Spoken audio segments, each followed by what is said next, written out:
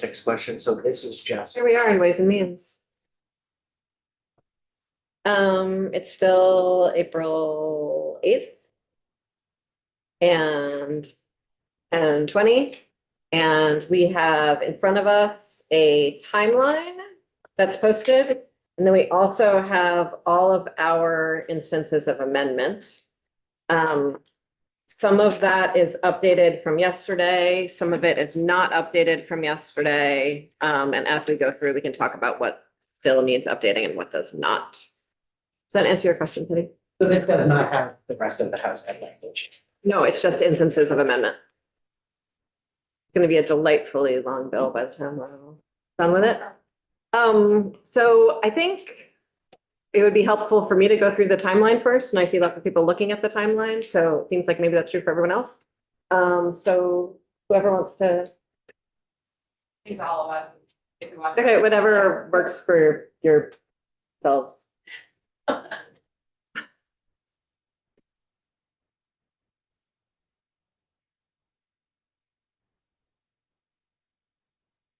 St. James Office of Legislative Counsel. So maybe, I don't know if the rest of my colleagues want to join me or just shout out from the sidelines. But It looks prepped to shout. okay, great. Yes. Their posture straightened.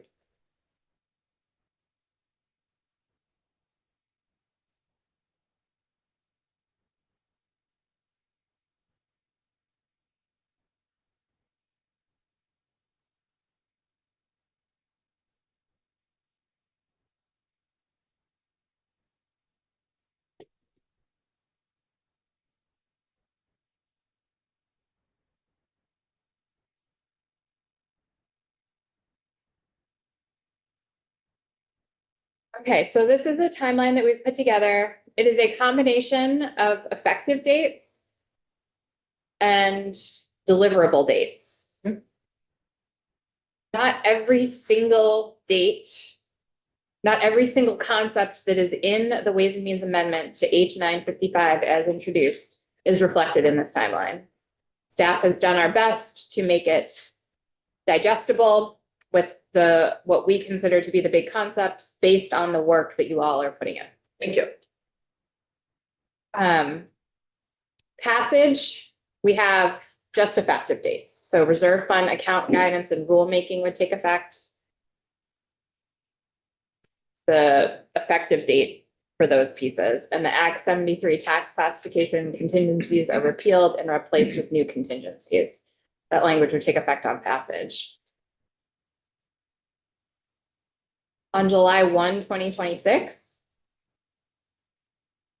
grand list will start to include number of dwellings per parcel. Seesaws become effective. Appointments need to be made to Seesaw board within 30 days, and the first meeting needs to be held within 45 days of July 1st, 2026. Data collection for tuition students become effective. And state aid for school construction program becomes effective, and John has to add. Yeah, just for context of John Gray, Office of Legislative Counsel. This is basically all the language that I have discussed with you guys yesterday. That is proposed. It's for one piece, which I can. Thanks. October 1st, 2026, facilitators are hired for the Union School District study committees. December 2026, the first study committee appointments are made and the first meeting has to be held by the state.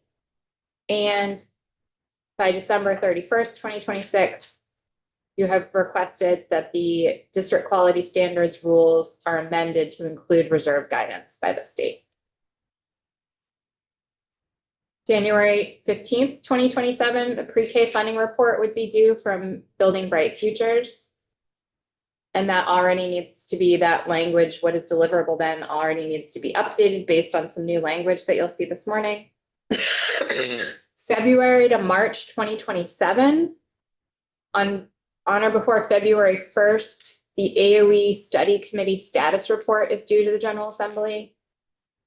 And then on or before March 31st, the agency is required to adopt amendments to the district quality standards rules to include inter-district budgeting And the state board is required to adopt amendments to the education quality standards to include small sparse school determination language. On or before December 1st, 2027, study committee final reports are due. January 1st, 2028. Tax classification transitions begin if the contingencies are met.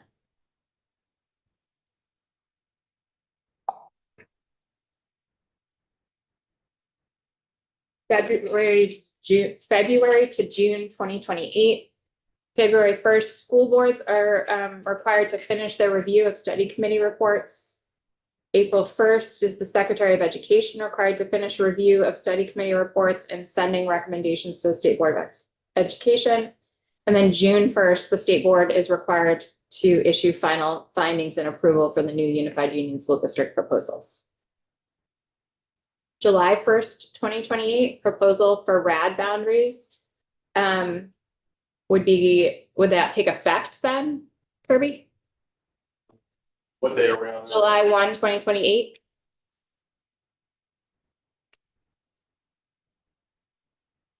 This is the Department of Taxes has to propose new RAD boundaries, Okay. but, We might want to change that contingency. Yeah. this is, they have to propose it, but the school districts have to be set up before. Mhm. So yeah, that's one that might need changing. But school districts. School district boundaries enacted by the state. I think that's what, What school district? I think that's what's being proposed to be changing. That's that. But I mean, we could, look, June 1st, there's the final approval of the new unified district proposal. Yeah, but there hasn't been a vote Yeah, yet. just the. There hasn't been a vote yet. Okay, thank you. Okay. November 7th, 2028, election day 2028, that's when all the votes to form proposed unified union school districts have to have been held by or on. Is there like a standard warning in statute for all those things and such? Well, can we take a look at that, Jen, then? Can you do that in non-committee time? Yes. Thank you. January 1st, 2029. The lead facilitator is required to give a report back to you all with a bunch of information regarding the study committee process and the results. And AOE is also required to give you all a report back with recommendations for supervisory union boundary and seesaw boundary adjustments based on any new union school district formations. And then I'm happy to keep talking. Do either of you feel strongly that you want to walk through this language? I would like to talk about my piece, so I can jump in now. Great. For July 1, 2029, December 1 letter updates in anticipation of foundation formula. The piece that I did want to draw up for you guys. This is mirroring the separation between the December 1 letter updates and the foundation formula rollout that was implemented in Act 73, pushing them back together. Yep. The piece I wanted to flag is that in Act 73 and here, there is no contingency to December 1 letter update. It has always been a date certain in anticipation of a particular timeline. That may be fine, and there's obviously time before July 1, 2029, but just calling out that it doesn't make sense to have an update. If the foundation formula is. contingency is Exactly, met. and the question you may have is there a way to even set up the contingencies that work for that date in advance, depending on what it's required to be met, which is likely why it's a date certain. Okay, I have a thing too. you want to do your thing? This is around the time related back to the RAD boundaries. This would be around the time that the RAD boundaries would, under the language now, probably take effect. So it's sort of outside the words here. Something that's left out is when exactly the legislature will enact RAD boundaries. Okay. But if you move that July 1, 2028 date up, it probably would not be at this time. Okay, I think we should just take the remainder of the time. Since okay, I think I'm gonna go to some other people for a minute. Representative Wazazar? Stop me if you want to hold this question, but what happens to, we're at July 1, 2029, right? Yes. Yes, right, so what happens to these pieces through 2031 if supposal no one votes to merge on November 7th, 2028. On math, everyone says no. What happens? At least for the foundation formula, I can't speak to the RADs, the language and the contingencies that we have now just essentially requires an opportunity for votes. Mhm. And that the contingency would be deemed to have been met even if there were no votes. There's a contingency related to analysis of the foundation Yes, formula. There's those other others. contingencies, but date wise, yeah. Is that also true of like the classification of the RADs? I think for the RAD, maybe we should look at the effective dates language when we go through that. But I think there's gonna just need to be some changes. No, I can't totally hear. So you're asking. So why don't we just what's the have- Trigger for the, let me see if I get the question. What's the trigger for the RADs? There's some triggers for the RADs include, if you recall, earlier in session, working with Department of Taxes, the way that it was set up was that they would come back at some point and propose RAD boundaries, but they didn't want to start working on that until there was certainty that there was going to be new school districts. So there's a bit of a contingency relationship there. And so the first step will be, at some point, the department's going to need to come back and propose RADs. And then during the next legislative session, the GA will then enact those RAD boundaries. It's related again to the school districts, because the departments want to do that work until they're school district. That's how it's intended to play out. And so likely we could just move that July 1st, 2028 to January 1st, 2029, or even December 1st, 2028, and that would sort of meet that one. Representative Wozniak, did you finish getting your question answered? Okay. Representative Odie, did you have another question of the timeline up until this Yes. moment? One thing I now truly get. People can vote to merge, not vote to merge. All people, they're required to take a vote. And that vote is the trigger to getting the foundation formula. Is that right? Look at Beth. No. All school districts are required to participate on a study committee.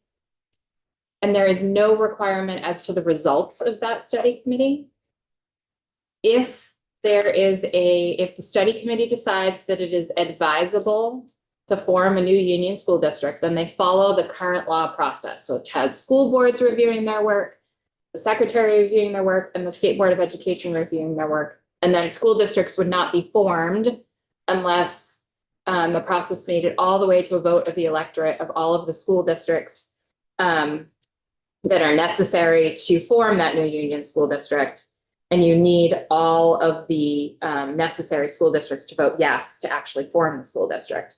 And the way the contingency is written, and I assume we'll get to the language at some point this morning, is that the trigger related to school district formation is just that that everyone participated in those study committees.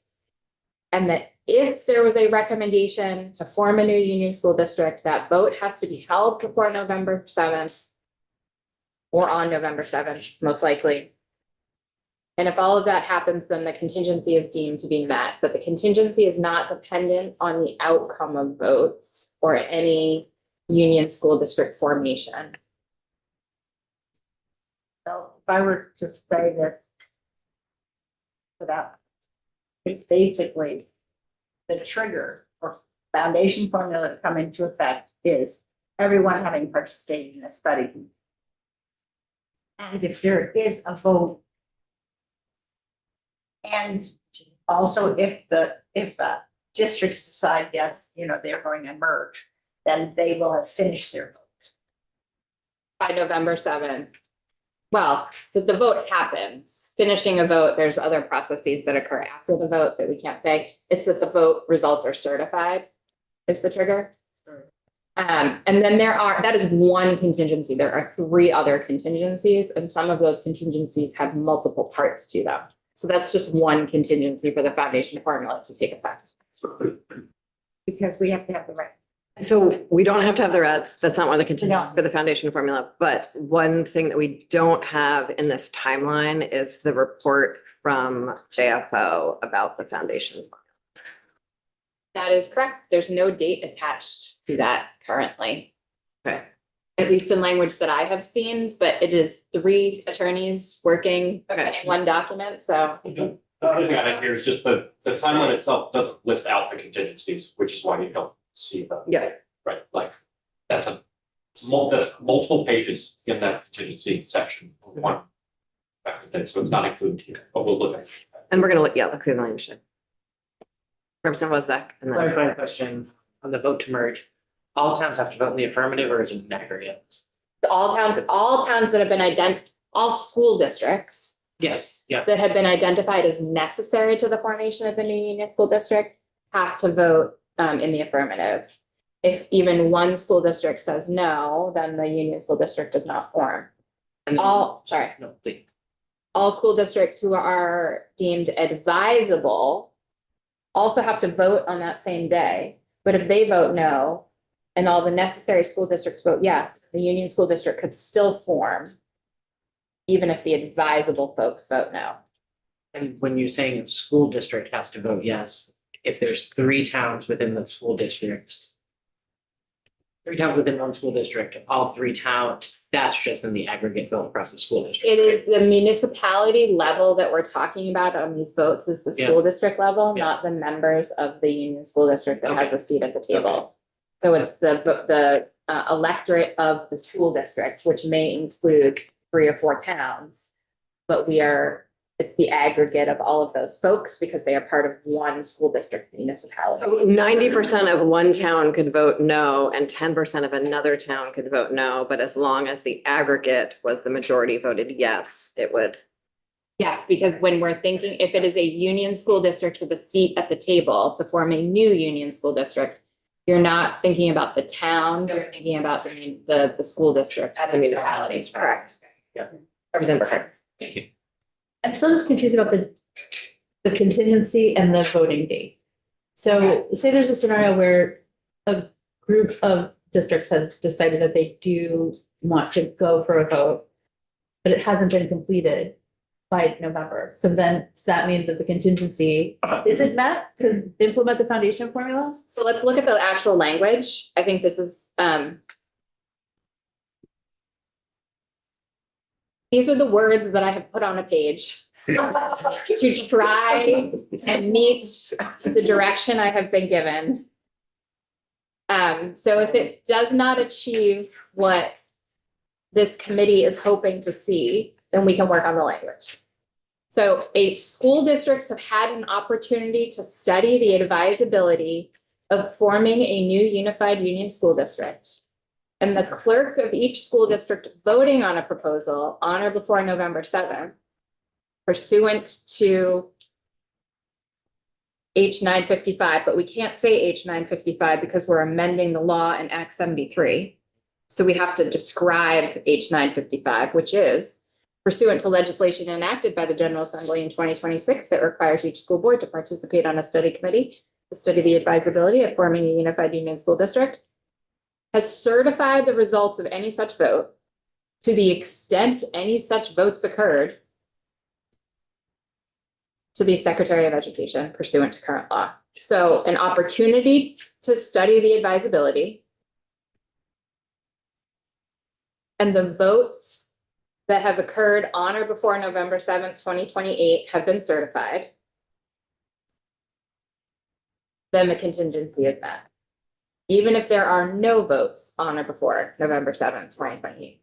So shouldn't that just sort of make November 7th, Yes, 2028 a absolutely. date when the Yes. foundation formula is going into effect? As long as the other contingencies are met, but yes. Yes, yes. Well, Yes. And we're about to go to we'll go to the other contingencies. We're looking through the whole bill today. I want to flag that this part about the school districts and the advisability and all of that language from the House Education Committee that spent the last many months working on this piece of the work.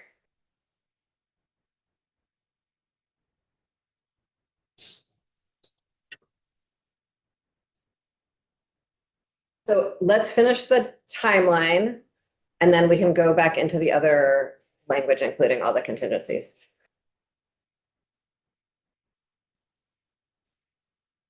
Do you guys want me to keep going or do you wanna? I think we should do it because it's all. Great.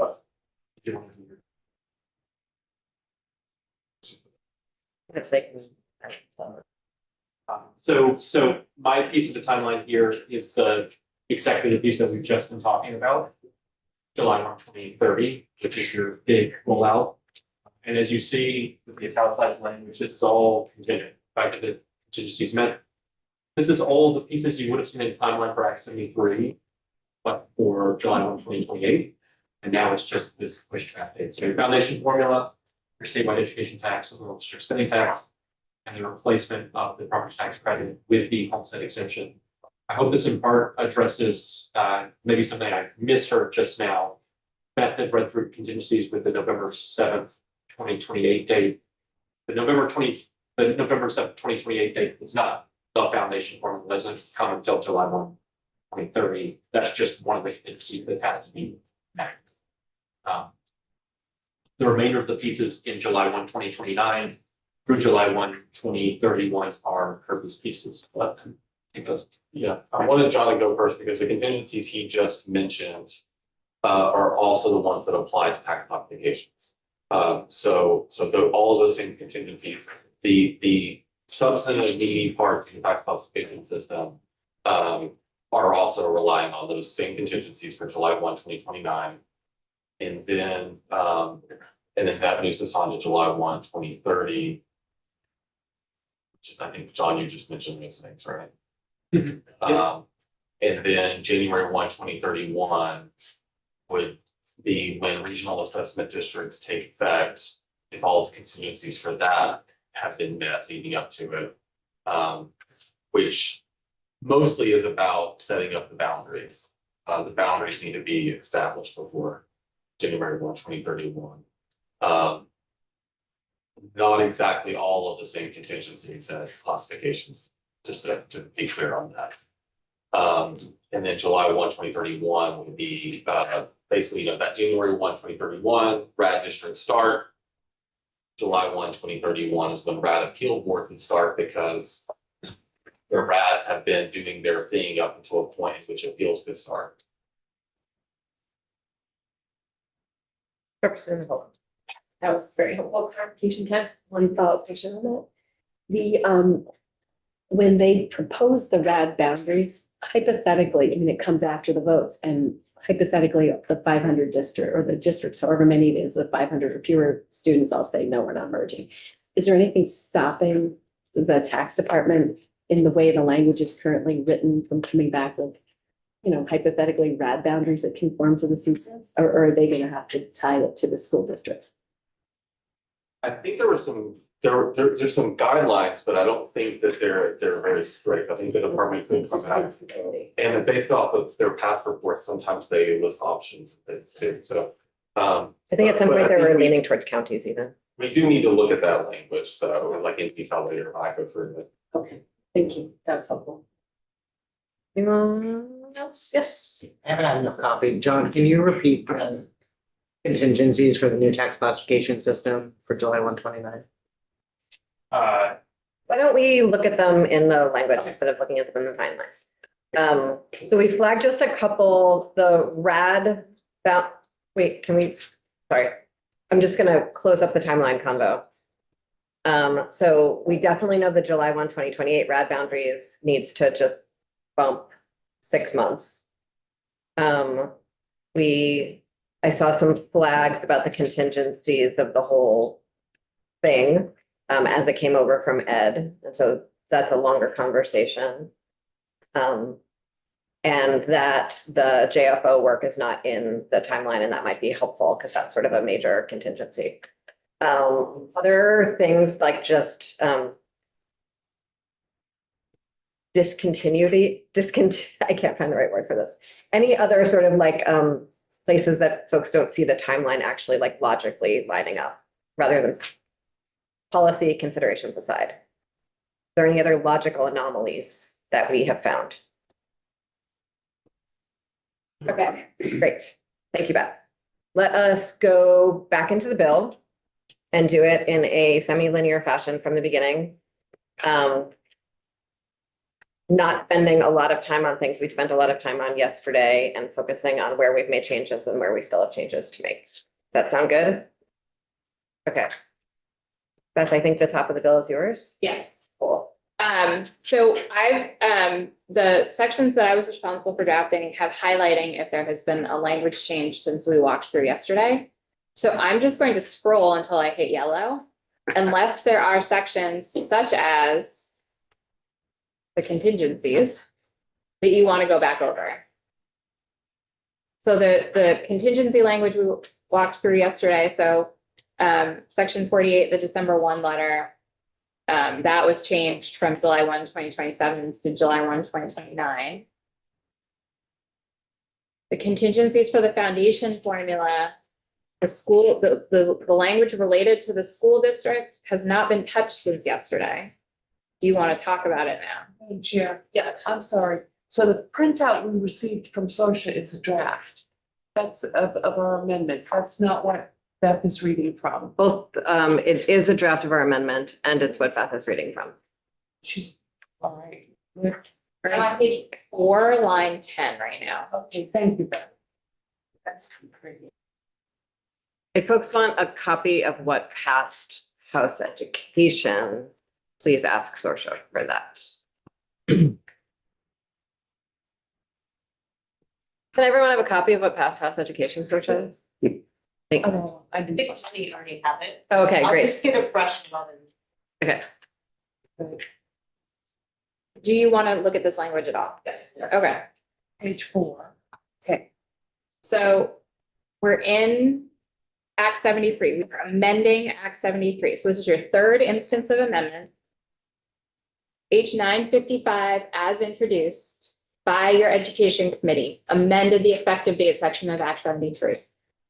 And your amendment is proposing to further amend their language by striking it out entirely, what House Ed did, and replacing it with your own language. Because you would have a million instances of amendment if we tried to go in line by line and make changes.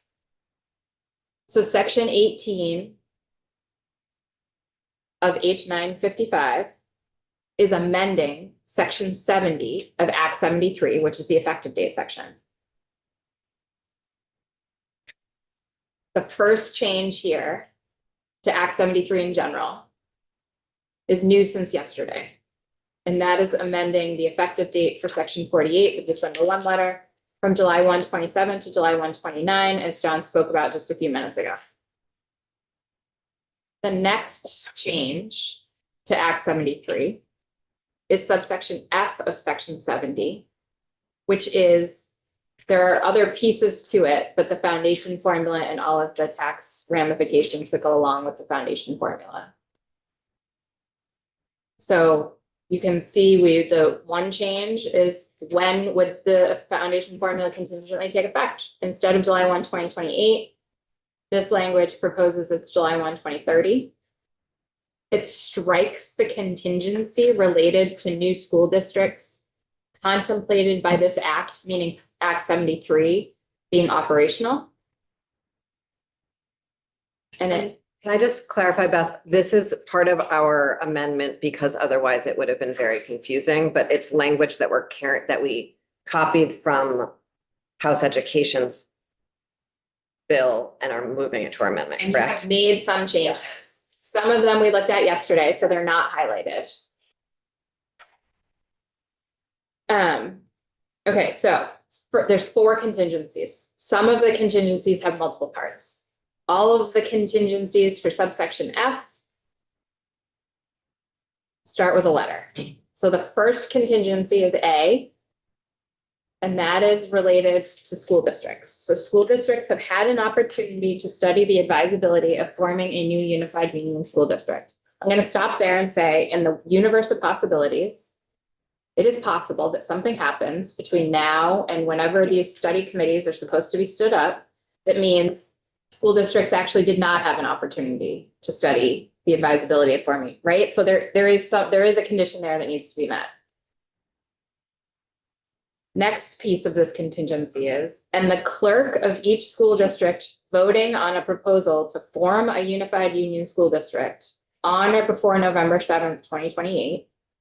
So if votes are happening after November 7th, 2028, they're not part of this contingency. And these votes need to be taking place pursuant to H 955, to all of the language that House Education sent you that you haven't touched, so you don't see in your committee amendment, related to the study committee process and all of the stops along the way. So if there are votes on or before November 7th, 2028, the clerk of each school district has certified the results of any such vote. To the extent that any such votes occurred, then the contingency would be met. So if something happens and a clerk doesn't certify the results, then this contingency would not be met. But if school districts have had an opportunity to study the advisability of forming new school districts, and every single one of them says, no, thank you, we are not going to take it to a vote, then that on line 16, page 4, to the extent any such votes occurred, I interpret this language that I wrote to mean the contingency would be met. My understanding from the education committee was there was a concern that if it was contingent on a certain number of new districts forming or something like that, that we would be creating sort of an incentive to postpone the foundation formula that districts would sort of realize by rejecting mergers. I feel like my sentence was sort of backwards as it came out of my mouth, but did that make sense? Okay. I do have a question. Who is the clerk of each school district? That's a defined role in law. And what is that? The clerk, like the clerk of your town, the town clerk. Oh, a The town school clerk. district has a clerk. And if the town clerk refuses to certify the vote, is it just injunctive relief that Oh, I don't know the answer to that. doesn't, Can you look into that? well, I mean, say lawyer, the relief that you would have is injunctive relief. You don't have to go to court and certify it. Right, if the court said, look, this is what happened and this is what clerk is supposed to do by law, right? I mean, somebody. Besides, this is. I know, will you look into it and get back to us? I mean, not like on your own, but just like follow up with offline. Okay.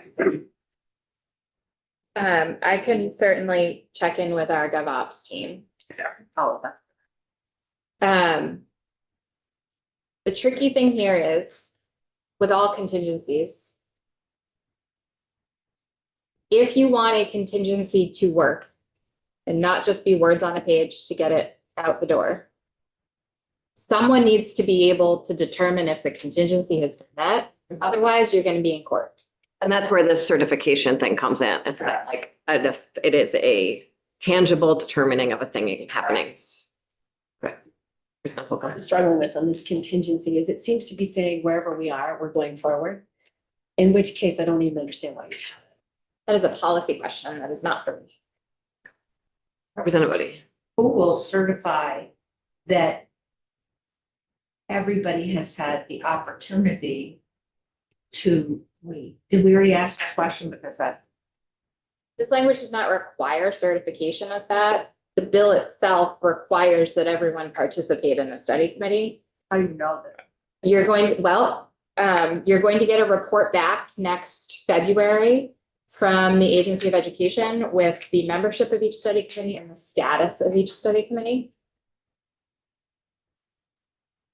And so it's AOE who will determine that. Are you saying that? I'm saying you're get a report back from AOE. No one has been tasked with determining whether someone has had an opportunity to study the advisability. The bill requires everyone to participate in the study committee, so I would say, and the only thing that would prevent them from having an opportunity is some sort of act of nature I was just gonna say that. that throws our timeline completely off and makes it so that no one can actually get together. Whether that's a pandemic or a flood or, something like that. Or if there's a full refusal, we would learn about that in the interim report. And then would be able to act on it then. Although technically they would have had the opportunity. Oh, well, so who? And again, this is the, I think it's helpful for us to understand this, and this is the work that the Education Committee spent a great deal of time working through. Representative Wilcox. The actual vote process, like the vote process, the merger process. It's pretty, like, whether you certify a vote, it's not about whether you certify the decision. Yes. It's whether you just say 180 people voted Yes. this way. I think, I appreciate the clarity that that just gave us, because I think the question here is, is the decision to transition to a foundation formula dependent on consolidation or not? Because if it is, then I would have written this differently. If it's not, then I think we have a whole different set of boxes. It seems like the Education Committee decided it is dependent on the opportunity to consolidate, but not the finality of consolidating. That's how I read what they sent to us. I don't agree with what you're. You don't agree or disagree? I agree that. I agree that that's what they're saying, but I thought the whole reason that we were going to the foundation formula, I mean, a big part of it was that you'd have forced mergers and new districts and everything else. So that, and RADs, the whole thing was contingent on merged districts. So without merged districts, then I have to say the question I'm gonna ask is, does a foundation formula work with what we have today with as many, just say nothing changed? Yes. Does a foundation formula work to do what? Period. It's a good question. Are you expecting me to answer that question right now in this moment? No, but Representative? I'm asking, I'm like, wait a minute. Mhm. You know, first it was, okay, not everyone's gonna be. It's emerging now, it's coming clear that. Let us hold, okay, yes. It's tax classifications and everything. Yes. So let's hold on to that question as we continue through this. Representative Brannigan. So just, I would like to say that I think that is the key question right there. Does the foundation formula work? Mhm. And please remember, people, that if we're gonna make it work, we need to raise more money. And there's nothing in this bill that I can find that allows us to save money anywhere. I think the Education Committee would say that the CISAs enable us to save money. And the foundation formula ensures that that is spread throughout the state. Do we have data that proves that?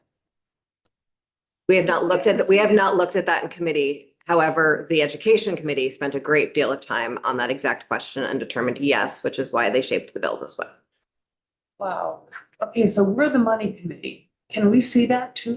It would take months, I think, to get fully our heads around what the Education Committee has just spent months doing. But we can figure out some way of doing that in shorter amount of time. And I recommend that everyone spend some time with the Education Committee to figure out how they got to where they are today.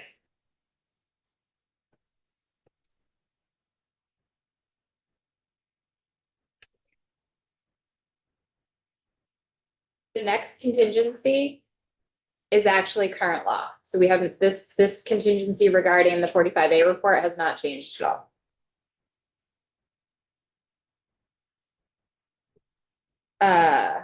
And this is new language. John, do you want to speak to this? Sure.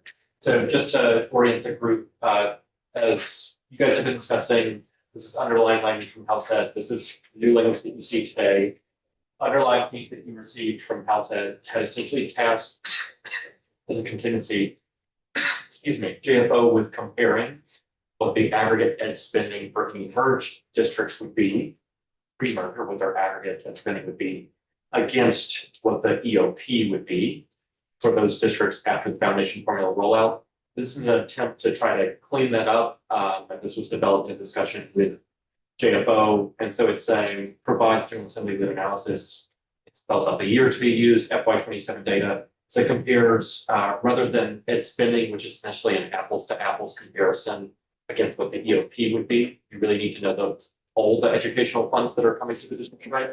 This is saying, compare the total appropriated state funds each school district received under the existing education funding formula with those the school districts would receive under the foundation formula established in Act 93 as amended. The other piece that this kind of expands the scope of is that the previous language spoke to only those districts that might have merged, which could be a small set, it could be a set of 0.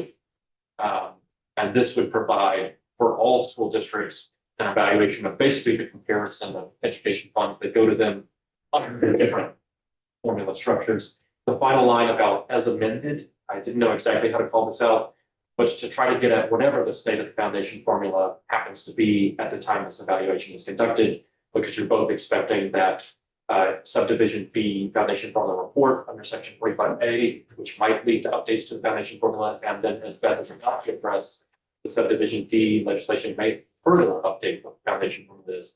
This is trying to give the most up-to-date, expansive, useful analysis to the legislature. I don't know.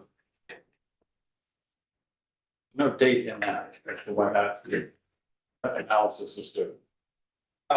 No, and we had talked about having a particular date included. Part of why I didn't have something here is that this is just a contingency, so it just needs to be provided before the date certain, which is that July 1, 2030. A different way to approach this would be to do as we typically do and require a report back on a particular date, right? But this gives you that. So that's the third contingent, sorry. Go ahead and do the fourth one, and yeah, I have a question about how they link together. Okay.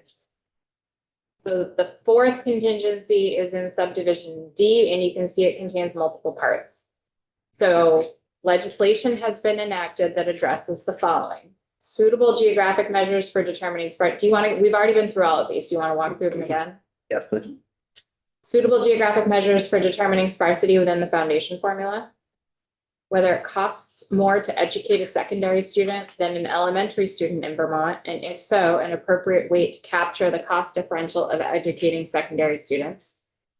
How to account for the provision of CTE within the foundation formula. How to account for regional differences in operating costs, including those driven by regional differences in cost of living and legacy collective bargaining agreements within the foundation formula.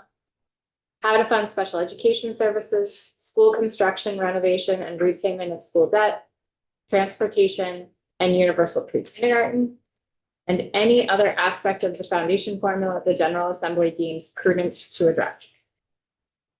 So the foundation formula would only take effect if subdivision D, C, B, and A have been satisfied. Representative Burkhardt. So one thing that I'm a little concerned about is that if section B is still referring to the scope of work that we were walked through earlier in the session, in section 45A, for the consultant that will be working on the foundation formula. If there aren't changes made to that scope of work that are explicit, I'm not sure how we get to legislation that has been enacted that addresses some of the things that are not addressed in that scope of work. For example, the regional cost differences that we talked about. So I could envision a situation where, because it's not in the scope of work, consultant says it just didn't rise to the priority level of the other things that are spelled out in the scope of work. So I didn't analyze it. Up to you, General Assembly, to figure out, how to enact legislation without that analysis. I'm a little concerned about that because then it becomes a little political football as opposed to an actual analysis that shows us like what those differences are.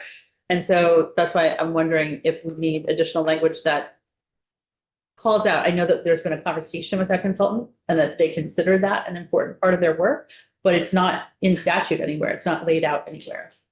May I respond? Oh, I don't have anything to add. So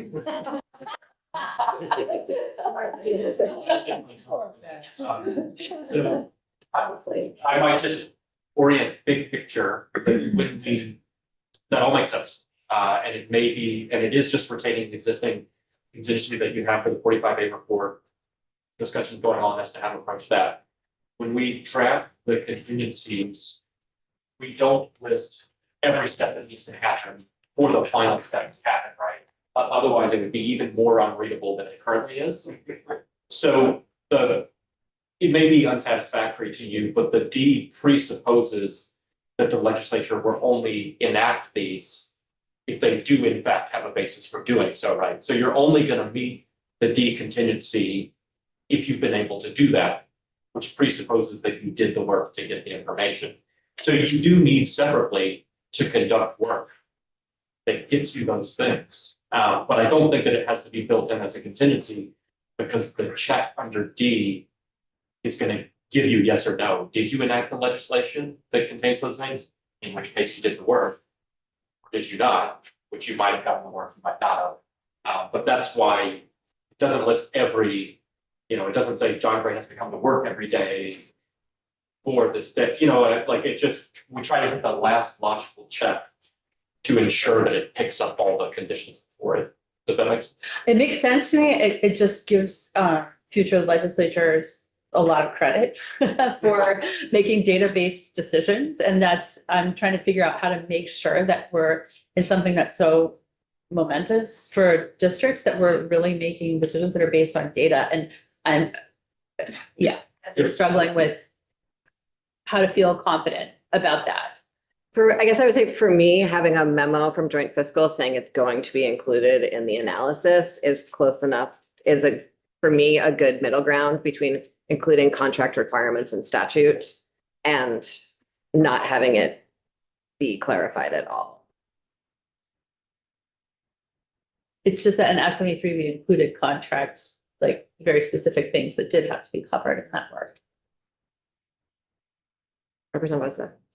We'd love to add a John Gray, has to be here every day contingency. D. You guys might be. Oh, John. The D contingency, these are all accumulative, right? So every one of those things has to be. Yes, there is. So it doesn't say and. It does on line 20. Oh, well. Page 5. Any other aspects of the foundation formula the General Assembly deems prudent to address? What does that actually mean in terms of force? Like, I'm a member of the General Assembly, I feel that the foundation formula doesn't address X thing. Is that enough to bring this whole thing down? Possibly. I mean, there is no way for me to predict who is going to disagree with whose interpretation of this.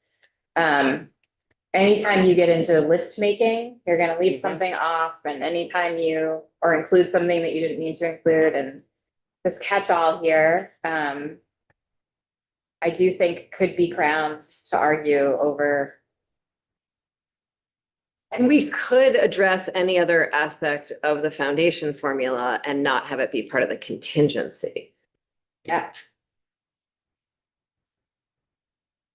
Rather than having this random sentence that could bring everything else down.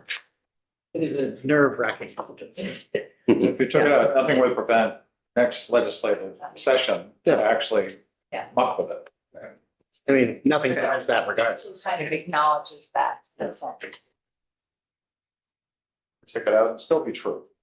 Yes, okay.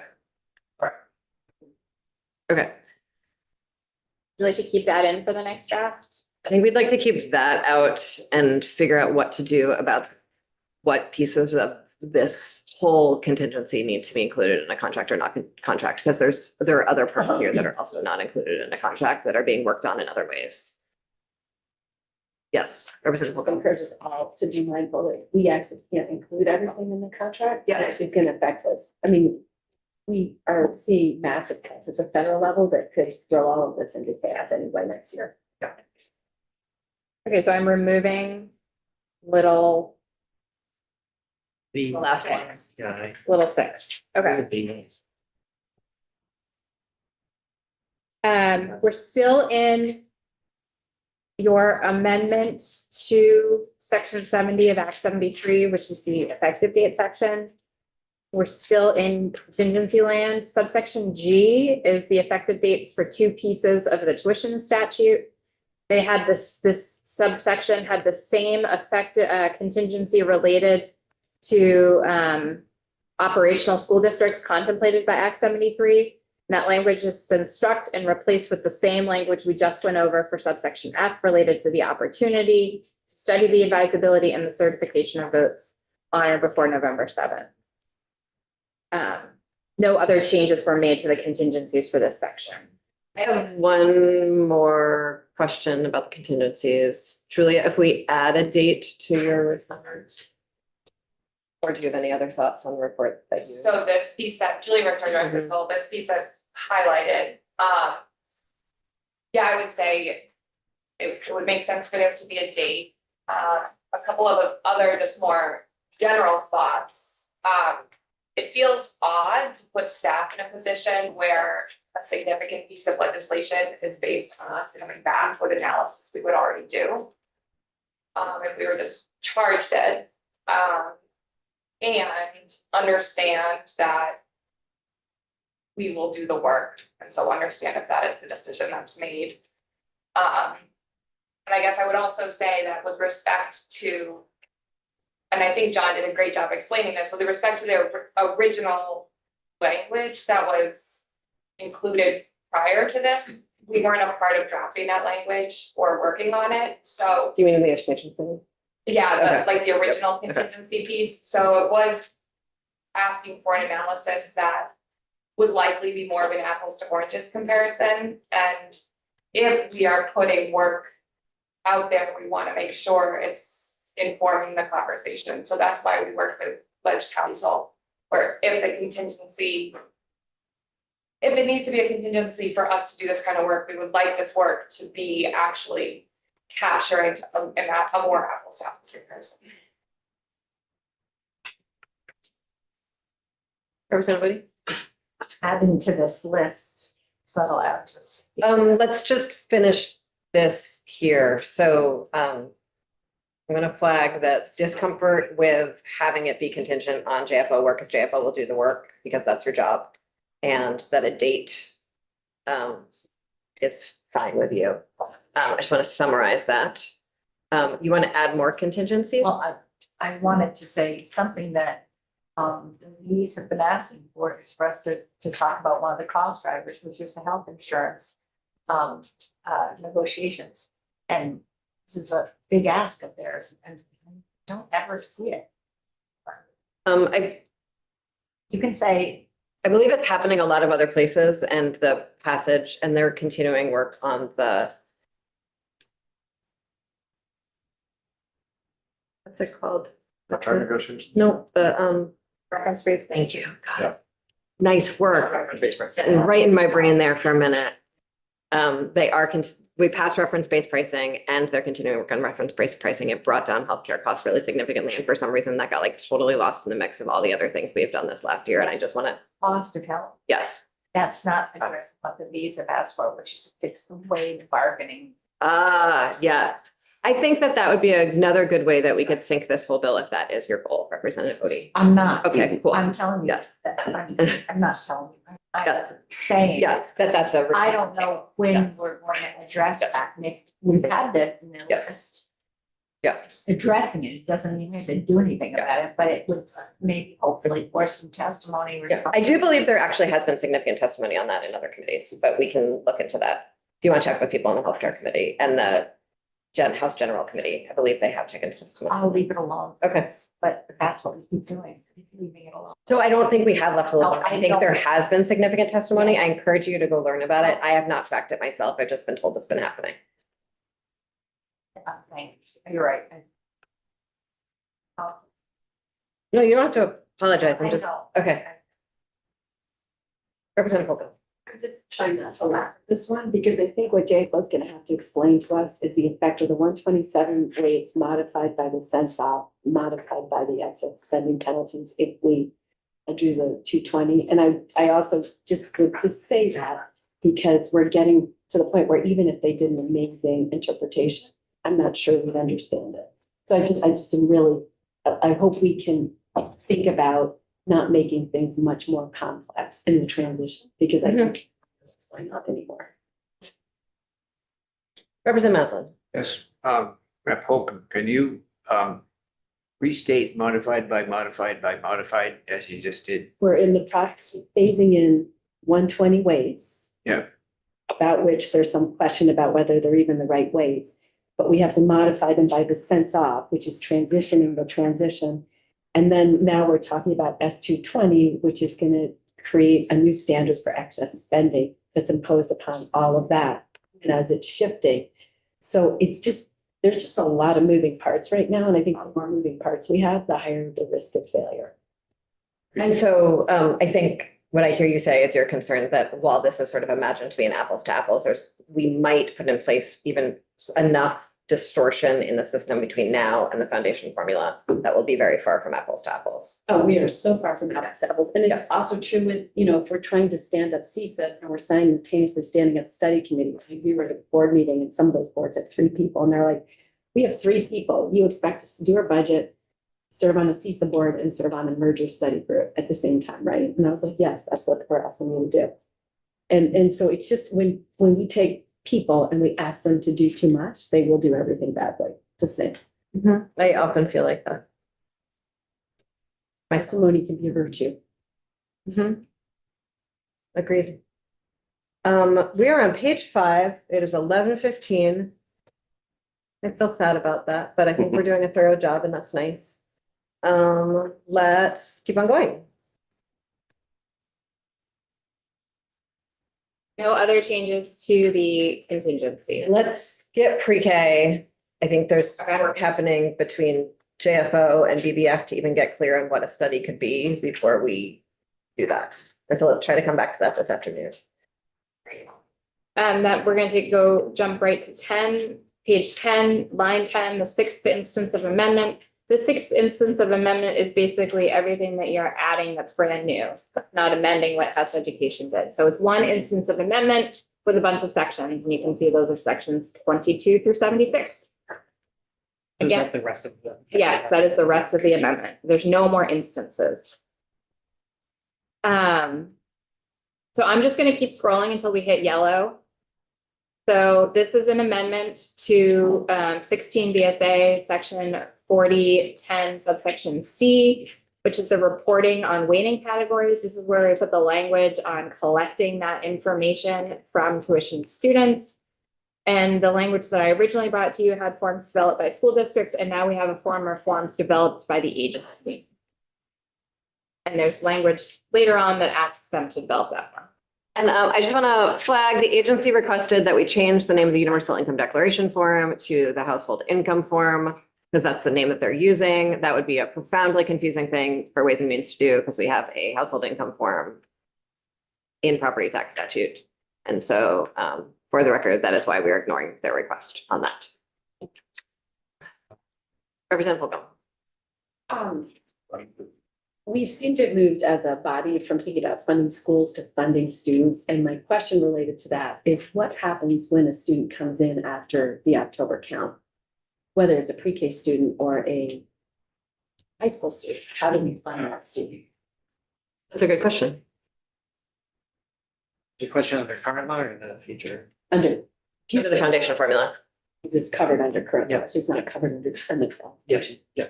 I mean, to some degree, it's not covered, right? Like, Well, how is it covered under current law? you just put them in, if you're an operating district, you just put them in 3rd grade. If it's a tuition graduate student, you may run a deficit, but you get up the following year. But they may not have that capacity because of Okay, so I think what would be helpful is if you could think about how what we would need to do to pick it up the following year. Yeah. we get very some serious equity concerns. Need to be repaid in the current year. Don't you, aren't you worried about repaying for the past year or getting paid Well, both. immediately? I mean, if you are operating, it's self-correcting. If you are not operating, it is not self-correcting. It's not, we don't have a closed system. We're trying to fund a open system with a closed formula. Not Page. Rebecca's asking a question that's not really on the page. But it's, well, I asked because if we're in this realm of identifying students, this assembly has to be done in time for the October count. So if you want to think about what would happen if a student arrived in November and how that student's cost would be carried in the various foundation formula scenarios, that would be helpful. Yeah, I'm not sure I have an answer for that, but I will try. I imagine that other states who have foundation formulas have well dealt with this. They're like us and they don't do what we do. It's just. Okay, okay, great. So no changes to section 23, which is the maintenance of effort, special education funding intent language. Section 24, this is the language that prohibits a school that's eligible to receive tuition from requiring. Language we had yesterday just said fees of any kind. Now we have tuition or fees of any kind from a student attending the school. I did not add tuition to subdivision 2 because it was applicable only to public schools. So any student attending a school prohibited from charging any student attending the school a fee of any kind. I didn't think tuition was necessary there. Which is why it looks a little different there. No changes to Union School District Study Committee budgets. I will note this was a heavy area of committee discussion yesterday, so I have it flagged in my mind as needing possible further attention. What do you have in your mind? That you all had heavy committee discussion yesterday Oh. regarding this change. Mark's not here. Carol, did you and Mark figure out this? We did. What was it? Finally, we did 500. Okay, Great. I'll trust that Mark agreed to that. You did. Great, okay. There were witnesses. I didn't know, I trust you, I'm just saying he's not here, and so I wanted to say that out loud. Love that. Section 26, no changes to the requirement that the state board update the education quality standards to include the small and sparse school determination recommendations, consistent with the recommendations they gave you all that are dated December 17th, 2025. Changes to section 27 regarding intra-district budgeting. I have not read this language yet, but I believe this is language proposed by some committee members. Okay. So this language requires the Agency of Education to update the district quality standards to establish criteria for inter-district budgeting on or before March 31st, 2027.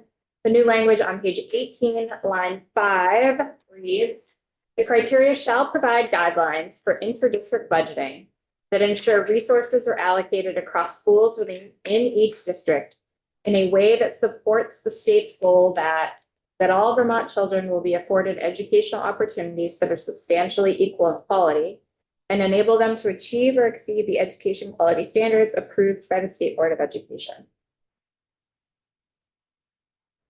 That's the clarifying question. So when you say education quality standards, that's a term of art. Are you referring to the EQS, the Public Education Quality Standards? Yeah. It's Bridget's language. You said Bridget and Charlie, so. it's- No, I drafted it and sent it off to Beth and John this morning. And I realized there's an extra that in it, so that shows that, yes, there's just too many that's.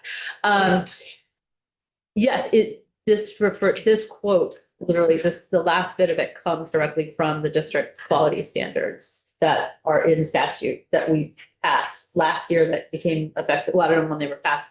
I can't remember if they were part of what we did last year, or if they were passed in a previous year and became effective July 1 of 2025. That has this sort of, that all Vermont children be afforded educational opportunities that are substantially equal in quality and enable them to achieve or exceed the education quality standards approved by the State Board of Education. So whatever we meant last year by education quality standards approved by the State Board of Education is what this means. It refers to what's already. So that is the EQS. Okay. Heard about that. What about her? No, it's good. I like it. Okay, cool. Reserve fund account standards, no changes here. Since no one objected to it, it's just gonna keep on writing in there.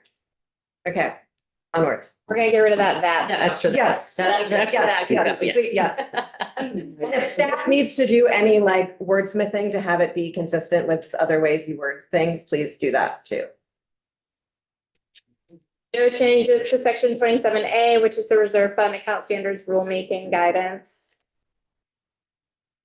Section 27B, I'm on page 19, line 16 is brand new. School transportation grants report. on or before December 1st, 2026. This is language from the working group that is Teddy and Woody and some people from transportation with some input from Representative Holcomb. Beth. On or before December 1st, 2026, AOE shall submit a written report to the education committees, the transportation committees. Oh, I've left the Senate completely out. Sorry. House committees on education, on transportation, ways and means, and Senate committees on education, transportation, and on finance. Regarding school transportation, the report shall include information on the following: the current landscape of education transportation for each school district, including the grades operated by the school district, the grades for which the school district provides transportation, and whether the vehicles used to provide students with transportation are owned or leased by the school district. And the aggregate cost of the current education transportation system on a per school district basis, including the total transportation grant award from the state, the total local funds spent on transportation, per mile expenditures for transportation to and from CTE programming, transportation costs associated with the requirements of the McKinney-Vento Homeless Assistance Act, transportation costs associated with extraordinary special education expenditures, and transportation costs associated with individualized education programs. Sorry. Just a wordsmith, Yep. aggregate cost on a per school district base. Oh, okay, Which is great. probably me. Nope. Thank you. And this language has not been edited yet, so. Thank you. Okay, second thing You wanna, When we're listing all these different things that we want to know how much districts are spending on, I'm just throwing out this suggestion. Do we also want to add what they're spending on transporting tuition students? There are districts that transport tuition students as an sort of extra transportation segments in their system. It just might be good to call that out and understand. Yeah, because well, the independent public schools. Yes. Yeah. because the goal is to figure out how much money is actually being spent. If there's anything missing, is I don't think those students would be missing. I just think you wouldn't get a separate call out for them. Okay, okay. Yeah. Would you like to add that? There is at least one school district that uses city buses. So I think that. I think I saw, did I not see that somewhere? Really? Is there a public transportation thing? No. The district's use of, so how would you, what do you want to understand about that, Representative? If there's reimbursement happening for that. This on Okay, par so with reimbursement. Costs for public transportation usage? Yeah, I mean, Go ahead, I don't. go ahead, go I ahead. might suggest we put it in A, the current landscape. So you've got whether they're owned or operated, and you can say whether the district relies on public transportation, and if so, costs associated. Thank you. If we're gonna go to the level of detail around tuition students, it might be worth knowing where tuition is provided. For example, I heard from someone yesterday about a district that pays tuition to a school in New York, but not to any schools in Vermont. For transportation? Yep.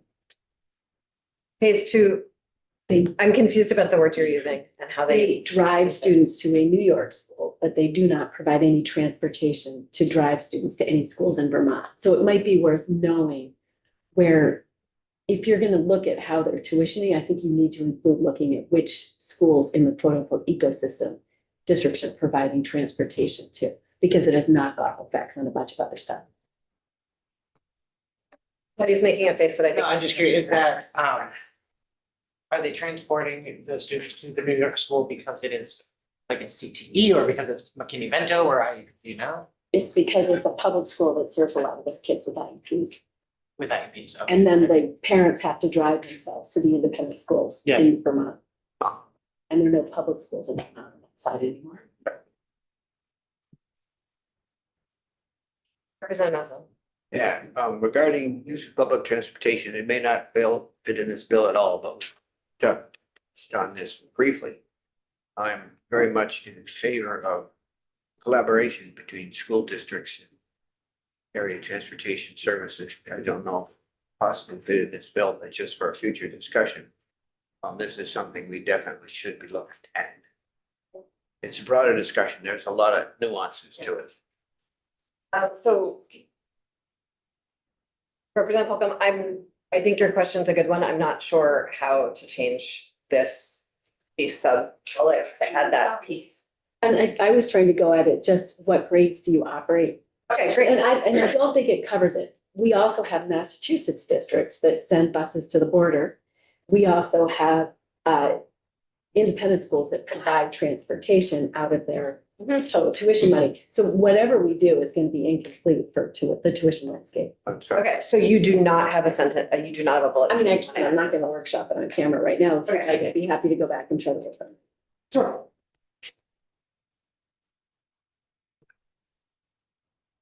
Anyone else have anything? Thank you, crew, for your work on it. This is great. We haven't finished. Yeah, I know. Okay. The report shall also include recommendations, so that was information. Now we're getting recommendations. And I drafted this based on the guidance I was given, and I don't have an independent understanding of some of these terms. So if I viewed them incorrectly, please let me know. Radius rules for Chittenden County or other population centers within the state, and radius rules for the rest of the state. Did I accurately capture what folks were trying to get at there? Yeah, that's all I was gonna say, that like there's many states do and some districts do. Students who live within a certain radius around a school, typically 1.5 miles or 2 miles. It's not required to provide transportation for those kids, and that the impacts of that are very different if you're in a 4 square mile area like Berry City versus a very sparse. So the intent, and I'm not sure those words are right, and we could workshop them, but the intent is to say, basically, for those more dense population centers, what would the radius rule be? And then what would, or if there should be a radius rule for those more sparse areas of the state? Is the intent of this. And is radius rule like a technical term from the way other states describe this? I don't think so. I think I made it up. Okay, so let's figure out what the technical term is so that people will be able to interpret it when you're not there. It might be a technical term, but I also meant. Well, we do ask in subdivision B for the agency to make recommendations for the following terms. So perhaps radius something goes in there as well. So recommendations, definitions for the following term. This hasn't been edited. Definitions for the terms, we're going to strike out following: distance students and the term safe walking routes. Recommendations for how regionalized transportation services may work under a CESA model, including with a CESA serving as the fiscal agent for contracts, as well as information regarding the availability of transportation vendors in the CESA regions created in this act. Recommendations for how co-curricular travel could be included in a district's transportation services and what consistent standards should be proposed for such service statewide. Does co-curricular include after school? I don't know that I have a legal answer for you, but I don't think so, like not automatically. Okay, can we include that? Thank you. This has been a super big concern for some of the rural districts around consolidation, because if there isn't a second bus, we're Yeah, not absolutely. none of their students Right. participate in any after school activity. It's a major concern even in I love it. less rural. I mean, it's a major concern for family equity and all of it. Yeah. That's And it's so inconsistent around the state. Yes. Oh, interesting. Okay. Yeah. Subdivision E, whether a weighted sparsity categorical grant or a per mile reimbursement model would be more beneficial to districts or CESAs under a foundation formula, and what the approximate difference in cost would be as compared to the current funding system. I'm not quite sure I represented this accurately, so feedback is welcome. And legislative updates to the current law for reimbursement transportation expenditures and any related rules. F was a request of mine, because if folks remember from the presentation from AOE about transportation, they said that AOE has not been operating in alignment with statute since the early aughts. And just want to make sure that we are giving them the ability to get in, to change the law in compliance with what they're doing, or to change what they're doing in compliance with the law. And they might be able to do that with the board, but it's not entirely clear. So I just wanted to make sure that we are not losing track of that detail. Yes. And in addition to what you said, which I love, kids who are, students who are trying to access some, and I can't remember the word right now, but when you get the credits from college, or you can go and take Early college. early college and also, but also, like I said, when you can go dual enrollment, if you have, I don't even know how kids do it if there's no transportation for them. I think a lot of the time that's another real equity concern. I Right. think both of those issues are sort of a separate Pandora's box, and whether or not we want to incentivize or continue to include those in ed fund costs. But I think that would be included in co-curricular travel. But I'm not sure. A lot of depends where you are. I mean, in a lot of parts of the state, it's, the early college is actually entirely virtual. But sometimes if you were by a university or. I mean, in my area, students from Whitingham who can drive to Brattleboro to go to CCV, and students from Whitingham who cannot stay at the Whitingham High School. Just by way of example. So I guess the question is, would something like that be included Study in it. curricular? I would say no, it's Okay. part of the, yeah. It's curricular. Oh, great. Then that's covered. Even better. Is part of curriculum? It- I would say It curricular. is, Great. it's a mandated part of. the Great. Okay, so we're covered. Okay. Study it. Yeah, but it's being studied with the existing language, I think is the question. Okay, great. I think that you're cleaning up that language so that it's edited. Oh, yes. Representative Fulcom is looking to see if she can add a bullet point to cover what is left out. And Adding after school co-curricular. Yes. And I'll rework the radius. you'll find a technical term somewhere. We're gonna Define it. add Or define that. something about public transportation. Yes. Recidivist, yes. Okay. I would just caution us that this is another arena in which we have a Rube Goldberg machine, so it's very difficult to capture. The degree of complexity we have incentivized is not, it's so complex right now, and that's part of both the cost and the. That was because we incentivized it. Section 27C, weighting categories forum. This is the word I chose last night at 9:00. You can choose a different word. I would like a different word. Okay. Please tell me what that word. I will. On or before September 1st, 2026, the Agency of Education shall develop a form to be used by school districts. I chose September 1st, 2026, knowing that you want to try and have data collected for this next year. I don't know if that's possible on behalf of the agency, and I don't know if that means it would be developed in time to be used for our October counts. So just flagging that date.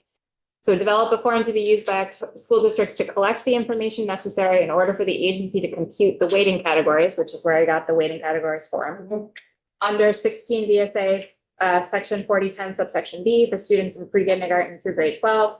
On whose behalf a school district pays tuition, the form shall be accessible to all Vermont families, both in paper form and electronically. I believe the form would need to be completed before paperwork is mailed to families, which I think is mid-August. But we maybe should ask the Agency of Education about that. I was When they thinking, come in. why not have VASBO do this instead of the agency?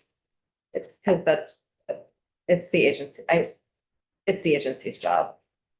But we were talking yesterday about having them consult with stakeholders similar to how we income declaration form, which would mean that VASBO would be included in the process.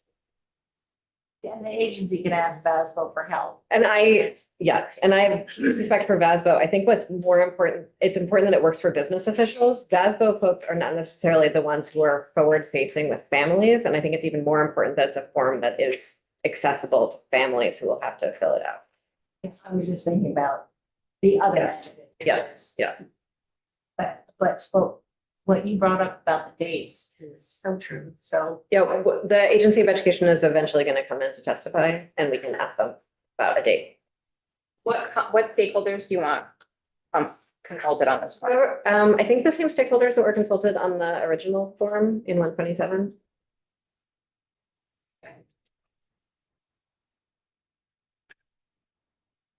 And if we want to change that, we can, but it just seems like a good way to not reinvent the wheel. No changes to sections 28 and 29 related to the small schools, sparse schools support grants from yesterday. Other than, I just didn't remove this filing name. So no changes. And then I am done talking. Cool. Thank you for finishing talking and for all the talking you did before you finished.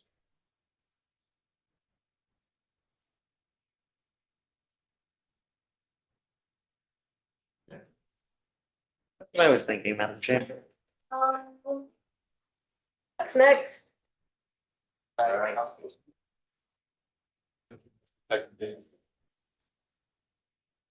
think we're gonna stop, guys. And we'll be back here at 1. Oh, sorry, Jim, yes. Yeah, public service, I noticed a number of us now are using paper copies around the table. And I personally find it much easier to participate fully with being able to scribble, just the way it works. I know we were trained up previously to avoid paper, but paper helps. You know? So just commenting, that's all. Okay.